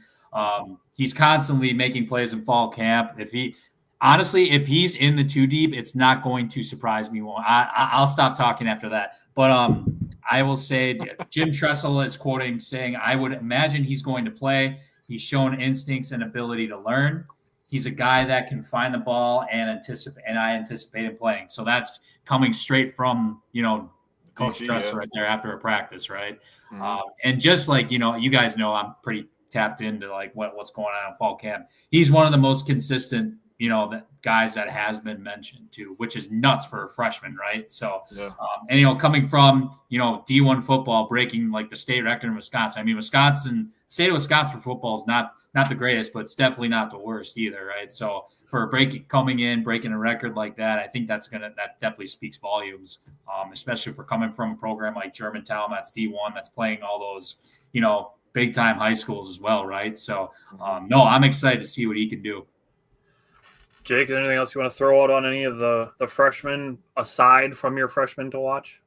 Yeah, obviously, I didn't even pick him, which is crazy, but I love Eugene. I was so fucking jacked up when they got T.Y. Hilton's kicks. I was watching his highlight films for a couple of weeks. I was like, dude, get this guy in a Badgers jersey. I need this right now, especially after how the year ended. I was just like, yeah, I need this, right? Couple other guys that I'm really liking. I really like Hardy Watts. I think that he's gonna be one of the better offensive lineman recruits over the last couple of years. I think he's gonna turn out to be a monster. If we can go back to the transfer portal, Mikey got me going on this guy about a month ago. But Big Perk is my guy this year, dude. That's my fucking Perk guy, 30, dude. Perk 30, dude. I was talking, and Tyler, you know this. I'm not a big numbers guy, jersey numbers guy. But number 30 for a D tackle is fucking insane, dude. That is insane. That's not right. You're not going to – JVR Suggs is 31, just to let you know. Yeah. Me and you were just talking about that. I will say my favorite thing about Perk, I love his energy, dude. You can just tell that this guy's got infectious energy, man. He's going to be a big key to how well this D-line plays. They got a lot of depth up there, by the way, now. After last year, they didn't have a lot of depth. God damn it, who's 76? I'm blanking on Dylan Johnson? Yeah. He played like 85% of the snaps over the last like 5 weeks of the season, and Fickle like literally looked him in the face and was just like, dude, you're not going to play that much next year. That's crazy. But they got a lot of depth up front. I love Big Perk. I love Eugene. That's all I'm going to say for now. I'm very excited for this season. I think the Badgers are going to be much better than what people are expecting, especially in their own fan base. Yeah. So outside of freshmen, Mike, what are the 2026, 2027 recruiting situations look like?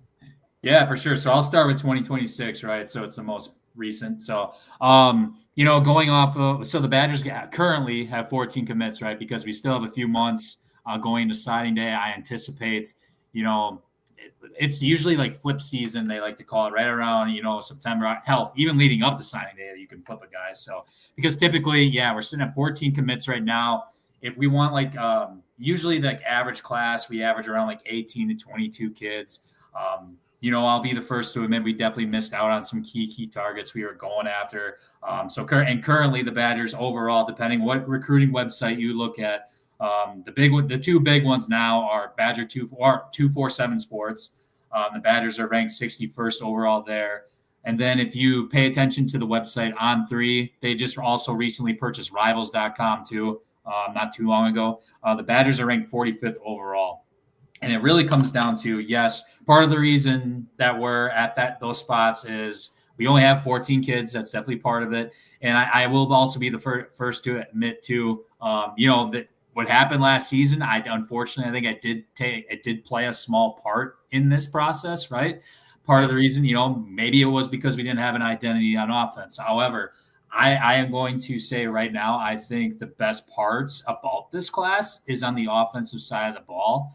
And it starts with, the receiving room, believe it or not, right? Wisconsin, you wouldn't think that. The Badgers brought in 3 receivers in this recruiting class, and, two of which are 4-stars, and those 2 guys are from the state of Florida, where if any, Badger fans paid attention, a few months back with the whole Xavier Lucas situation, you never would think that, at least at first glance, that we can bring in a kid from Florida anymore, right? So, like I said, it starts with the 3 receivers, and first and foremost, it starts with Jaden Pettit from Naples, Florida. The best part about him is 6'4", 195. The Badgers don't bring in 6'4" wide receivers, point blank. You just don't see that at all. I think one of the biggest connections in this whole process was, I'm going to tell a quick story here. The head coach down there is Chris Maragos. If that name sounds familiar, he used to be a linebacker or a safety for Wisconsin like 15, 20 years ago or something like that. So there was definitely a connection there throughout this whole process. Going through the other 2 receivers, the other guy from Florida, his name is Zion Legree, 3-star, borderline 4-star out of Niceville, Florida. It's right by Panama City. He's going to be our slot guy. He's 5'11", 190 pounds. He committed basically. He flipped from Ole Miss to Wisconsin. And a big part of that was, I'm going to throw him flowers right now. One of the Badgers' new assistant coaches, Jordan Reed, the new receivers coach, actually had a relationship with this kid when he was at Western Michigan prior. So just bringing him on board, getting him to flip, and bringing in 3 receivers in your first recruiting class at the University of Wisconsin is pretty damn impressive. So. And then it ends with Tayshawn Bardo out of Indiana. He was the first or second kid from this recruiting class. And I would argue this kid alone is actually playing like the main recruiter for. Yeah. Because you're seeing this kid talk on Twitter, trying to get the guys to commit to the team. So, and I'll just go right down the line here on the rest. I think a big part, we talked about 12 personnel, right? The Badgers are bringing in 2 tight ends, Jack Severs from Washington and Jack Janda from Michigan. He was a long time back. The Badgers were after him for a long, long time, even going back to the end of Paul Chryst days, I guess. This kid had a lot of hype. Then he got hurt, tore his ACL last year, and now he's coming back. So, one quarterback, his name is Ryan Hopkins from Mater Dei High School. If anybody who's familiar with the whole high school football landscape, Mater Dei High School is like the one big powerhouse in like the country. They're actually ranked number 1 this year, going into this football season. So, oh shit. Yeah, basically. And his key attributes, he can run basically, right? I think the Badgers are still trying to find like those mobile quarterbacks basically that can get out of the pocket. And if we do a play action and it's not there, we have the opportunity for the quarterback to take off. So I know that's part of it too. We brought in 2 D linemen. I don't know how to pronounce this guy's name. Diju Ba out of Tennessee. That was one. And then the other guy, I got him brought up here. Oh yeah, Arthur Scott from Ohio. A couple good wins there for Coach Whitlow. As we know, he brought in like 6 or 7 guys in the portal, and now he's building more of the D line room quite a bit here, bringing in those 300+ pound guys that we were limited to last season. So he's just building up off of that.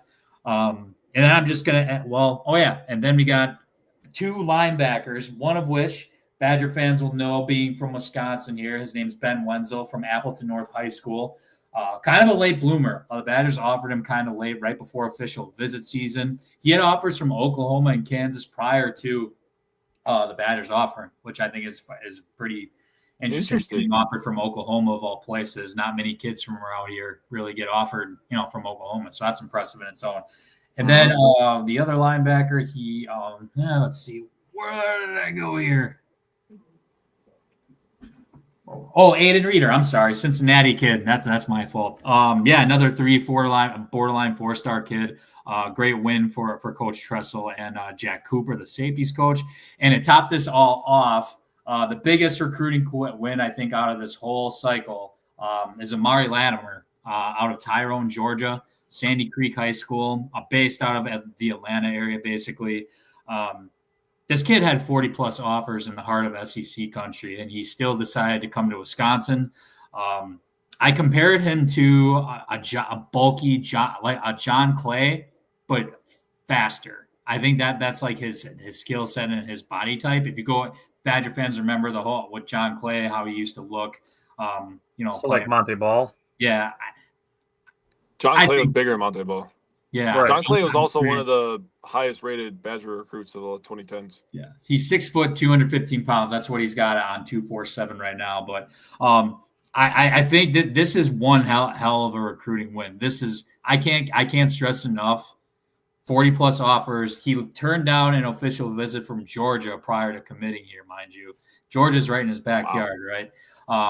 Yes, part of the reason was his brother, Jameer Latimer, he's projected to be the starting slot corner for the Badgers this season. That was part of it. The Jacksonville State transfer, as Tyler mentioned before, that definitely, I think, played a part in it, but I definitely don't think it was all of it.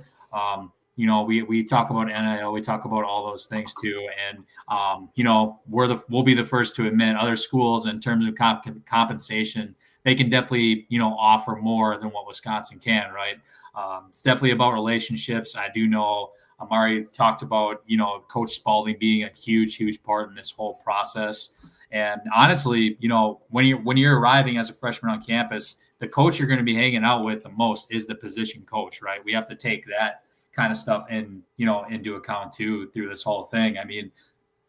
So it's like, Coach Spalding and then Coach, I think it was, I forget the new GM that we just hired, but we just, I know he played a big part in this too, and Coach Fick did as well. It's like Waterberg or something like that. Yeah, he's new. He just came from North Texas. I forget his name off the top of my head, but all in all, there's still work to be done in this class. Like I said, only 14 kids as of now. I expect that to get to about 17 or 18, I would say, all said and done. Sometimes you have classes that are like 24, 25. Sometimes it's like 18, 19, 20. So it's a balancing act, but the biggest call out from this whole thing, I'm very, very intrigued because we literally just brought in a new offensive coordinator. We brought in a new receivers coach, and the fact that we got, 3 receivers and, 2 tight ends like that fit Grimes' system and pretty high ranked kids for their regard that committed. It was pretty impressive. So, and then the one biggest thing, I guess, going into 2027, the reason why I wanted to bring this year in, I know these kids are only going into their junior year. The Badgers have offered 6 in-state kids already. So that is very, very intriguing. It's something I think fans should keep an eye on. One of which he's from Iola, Wisconsin, right? Not too far from me, about 25 minutes away. Coors Loken. He's like one of the top tight ends in the whole country. So you'll see me talk about him as the recruiting process goes on for these kids. We'll have to go check him out, Mikey. Dude, we definitely can, man. We definitely can. But no, I would say, the biggest call outs were, and then the other guys were linemen, actually, believe it or not. So we got 1 tight end and 5 offense and / defensive linemen that the batters have offered in state. That was the biggest call out I wanted to do for 2027. I know since Coach Fick has gotten here, we haven't offered this many in-state kids for class yet. So it's going to be very, very intriguing to watch to see how this staff does with this group, because I think that could definitely tell that's definitely going to play a big part moving forward in the whole, I guess, perspective with this staff on how they can recruit in state or they don't want to recruit in state.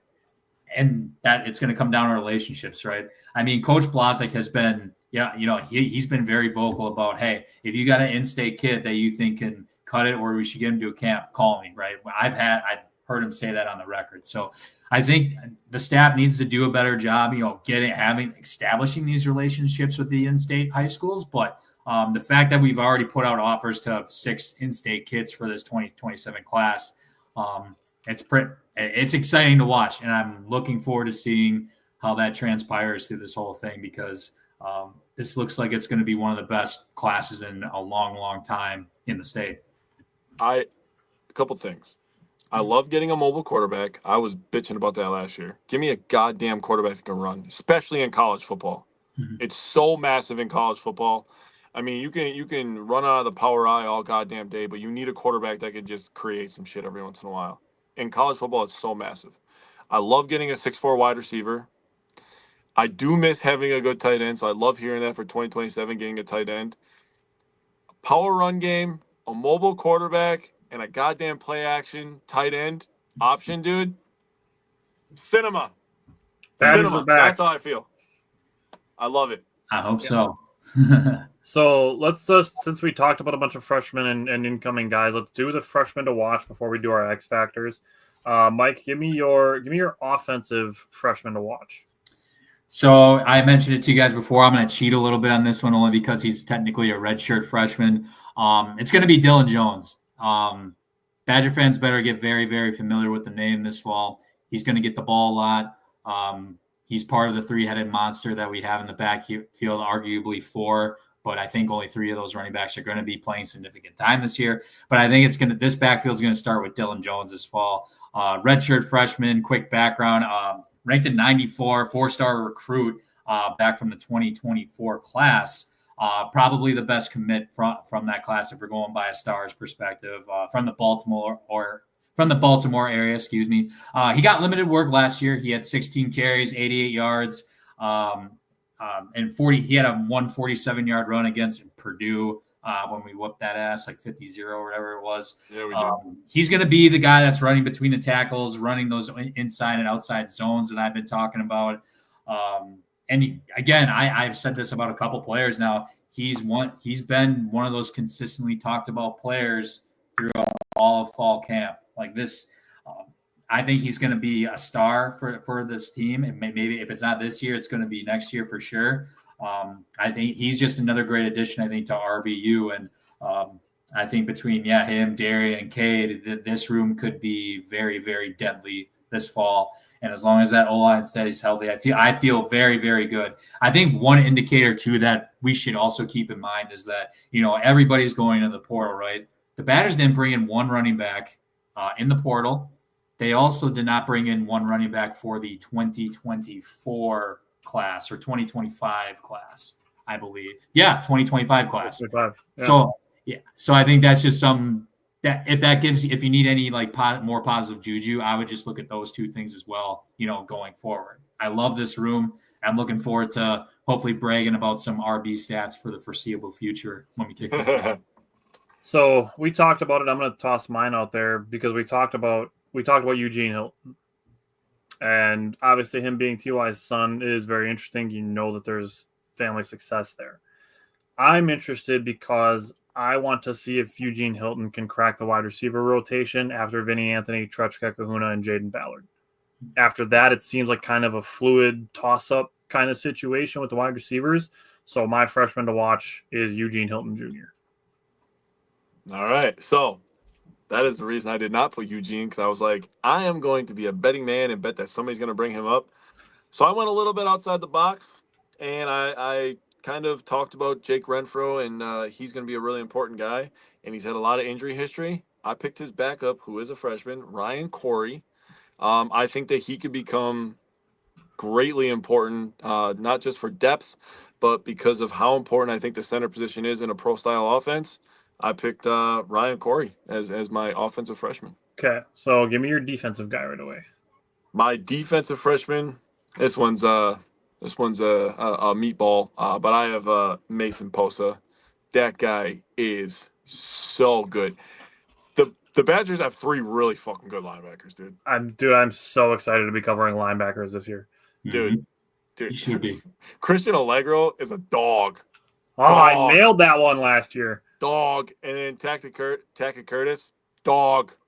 And Mason Posa, he is nothing to sniff at. That guy's an NFL player, in my opinion. I think Mason Posa has NFL player written all over him. Probably 3rd rounder, but he'll be one of the linebackers in a few years.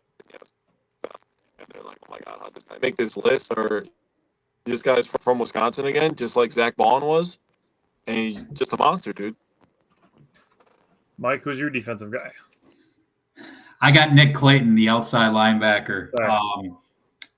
Part of the reason why we struggled last year on defense was the pass rush, right? I think we can all agree to that. And this guy was brought in to fix that problem. This was another early enrollee. He came in January to Wisconsin. 4-star outside linebacker out of Gainesville, Florida. So you hear that, it's like, how the hell do we pull this kid from Florida? Like, again, another Florida kid. Florida State offered him as well. So the fact we're able to pull this pull the kid out from Florida, I think that just speaks volumes. He arrived on campus at 6'4", 190 pounds. Today at fall camp, he's now 225 pounds.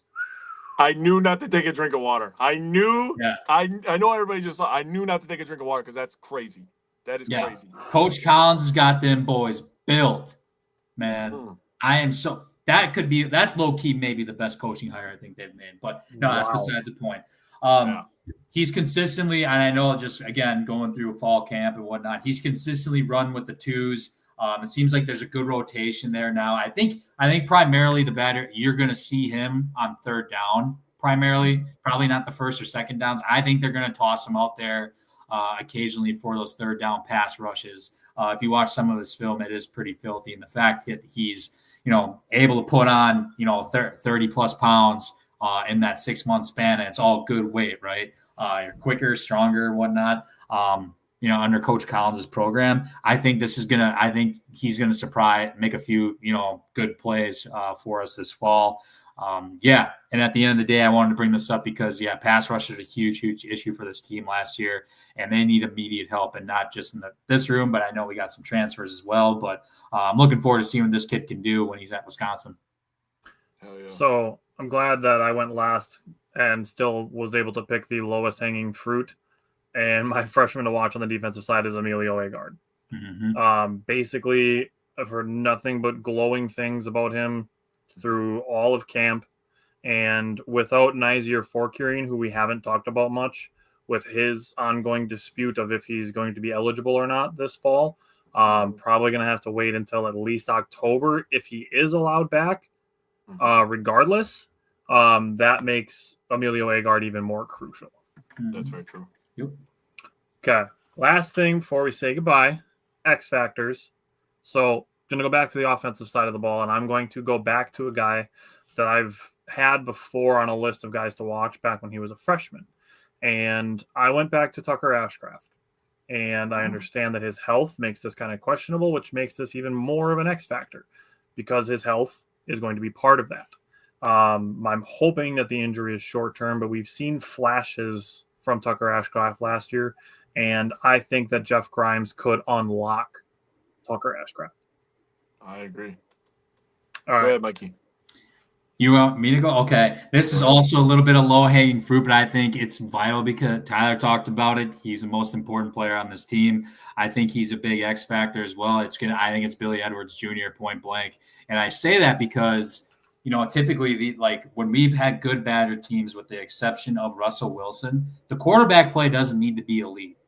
We just need average quarterback play. To give you some perspective, Billy Edwards Jr. has stats: 15 touchdowns, 9 interceptions last year, with the worst freaking offensive line in the whole Big Ten, mind you.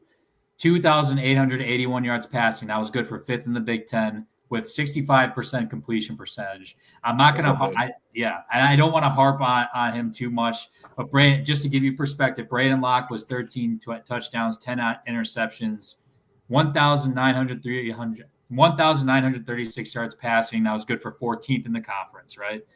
With a 55.4% completion percentage. Good Lord. If we can get close, in my view, to what Billy Edwards is able to do with that shitty offensive line last year, I think we're in for a very, very good season. 5th in the Big Ten passing for a potential Badgers quarterback. You don't see that, right?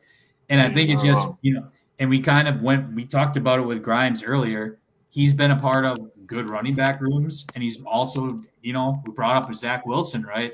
So I think there's just a lot of good things to look at when you're bringing in a guy like Grimes, and with a guy like Billy Edwards, who's got plenty of experience, right? Plenty of experience in the Big Ten. He's played all the big boy teams as well.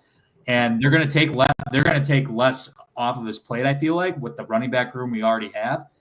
So if we can create that balance and have that solid identity on both sides of running and passing, I think Billy Edwards has an opportunity to be really, really solid for us this year. All right, Jake, who's your offensive X factor?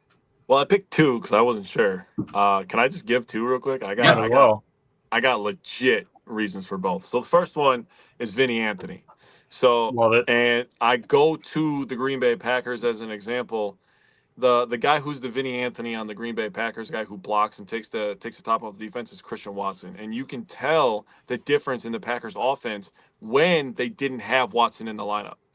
All that underneath stuff, that's all good. Playing on time, running the ball, that's all good. You don't have a guy that is a deep threat. The defense is able to key in everything 10 yards and in, right? So Vinny Anthony's absolutely going to be a key factor, X factor for this team. And then my other one, Mike picked him for his freshman, but I have Dylan Jones. We talked all day about Grimes, his offense. I gave the stat about, how he changed the Baylor rushing attack. Tyler gave some really, really intriguing stuff on Grimes when he's coming in and what they're saying about him at Wisconsin. That's all cool. You need a guy that's going to be able to carry the ball 20 times. I look at that running back room. I look at a Dupree. Dupree is a guy that can run the ball and catch the ball. You got to get him in open space. Cade Yakimelli is your third down back. You need a guy on first and second down that's going to get you the 5 yards when he carries the damn ball. And Dylan Jones absolutely fits that archetype of guy who's going to get the 20 to 25 carries. And he's going to get you those tough yards. Not that the other guys can't, but I just think that the play style fits Dylan Jones a little bit better. He fits the bell cow type. Yeah, he's that guy. Yeah. All right, who's your defensive X factor, Jake? So apparently Mike was looking at my X factors when he was talking about stuff, because he said that pass rush was a big issue, and absolutely it was. And the guy that I'm looking, a guy who's a grad student now at this point, Daryl Peterson III. I did so much research because my car died a couple weeks ago, and I've had nothing but free time to watch all this stuff. Oh my God, I was forced to watch Badger football and watch Brewers baseball. Oh my God, poor me. Daryl Peterson had a really nice piece. There's a YouTube series that they're doing. I forgot what it's called, something about Madtown. But Daryl Peterson had a part in there, and it really stuck with me. And I was like, God damn it, I got to talk about this guy now. He said, I don't want to be part of a class that didn't win any of those trophies. Talking about the Heartland Trophy, talking about the Axe. So that motivation alone for me is enough to be like, this guy's hungry. This team is hungry. We're bringing in these talented guys from the transfer portal, and we're bringing in talented freshmen. We got a decent quarterback. I really like Billy Edwards Jr. I think he's going to be fantastic in this Grimes offense. But Daryl Peterson, it's time for him to set up and lead by example. Not just talking about it, but finishing plays, getting to the quarterback. It's time. That is how you transform a defense, is by getting to the quarterback. So Daryl Peterson III, it's time, buddy. Mike, who's your defensive X factor? Jake, I'm glad we're thinking the same, but you didn't say my guy. So this is good. I got Mason Reiger as the defensive X factor. Badger fans are going to love this story with this kid. I mean, he started off as a walk-on initially. Unfortunately, he went through a couple of years with some year-long, injuries that put him back a little bit. In his last full season at Louisville, this guy had 6 sacks. He's disruptive, 6'4", 250 pounds, built like a brick shithouse. If you go follow this kid on Instagram, you'll know what I'm talking about. He's playing like he's got a lot to prove this year, especially coming back from injury. But yeah, former walk-on transfer from the University of Louisville. And this is another one of those dudes that literally has been talked about damn near every single day at fall camp. I think he was arguably the MVP of the whole camp, and I'm not kidding when I say that. And this is going off of sports reporters, coaches talking about him. Yeah, and Jake brought up before, pass rush is a big issue with this team. I mean, tackles for loss. We were 17th in the Big Ten with 17 sacks, right? That's something we got to fix. We were dead last. Badgers were dead last in the conference with tackles for loss, 42 total. To give you some perspective, Penn State had 119 that was the leader, right? So, and I mean, Mason in general, I mean, Coach Dressel again talked about him after practice. He literally said, quote unquote, Mason is a pro where every rep he is going to give his best. And honestly, we love people that we have to protect. Like, we have to hold him back. So he's playing so freaking hard at every single rep, on defense, that they have to hold him back. He is going to be limited, I think, leading up to the game.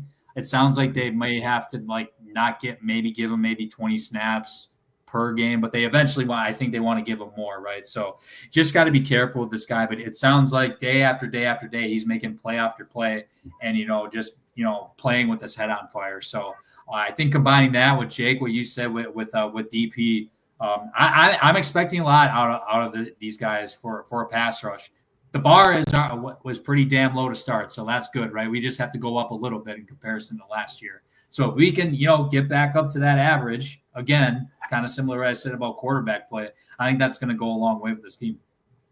So I also have a defensive lineman, and I'll say could very easily go in like a dark horse category because it's a deep cut. But I picked Ben Barton. Yes.